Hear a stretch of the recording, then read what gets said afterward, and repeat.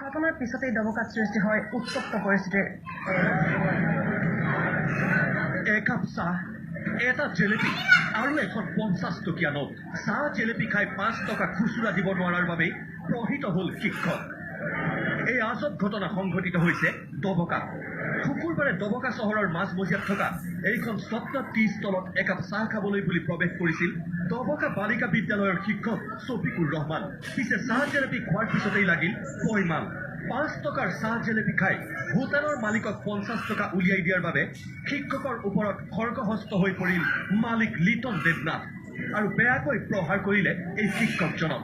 লগে লগে সৃষ্টি হ'ল উত্তেজনাৰ। আৰক্ষী উপস্থিত হৈহে নিয়ন্ত্ৰণ কৰে উত্তপ্ত পৰিস্থিতি। এজন শিক্ষকক এনেকুৱা হাত চলাব নোৱাৰে আৰু সেয়াও কোনো বেলেগ কথা নহয়। একাপ চাহ খাই যদি কোনোবা মানুহ পইচা দিব নোৱাৰে সেইটো এটা মহা হেৰি নহয়, এটা অপৰাধ নহয়। আমি জনাত এইটো অপৰাধ হ'ব নালাগে। একাপ চাহৰ কাৰণে এজন মানুহৰ কণ্ট্ৰভাৰ্চি কৰি হাত চোৱাটো উচিত হোৱা নাই।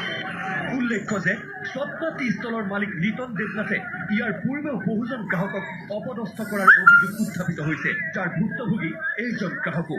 চাহ এটা খাইছিলোঁ আৰু হেৰি গজা এটা খাইছিলোঁ। চাহ খোৱাৰ পিছতো মই তাক 100 টকীয়া নোট এটা উলিয়াই দিয়াৰ পিছত কৈছে নাই এইটো খুচুৰা নহ'ব, পাই মুহূৰ্তত হাততো খুচুৰা নাই, গতিকে আপুনি যেনে তেনে দিয়ক, আপুনিতো গোটেইজনকে দোকানদাৰী কৰিছে, নিশ্চয় খুচুৰা আছে।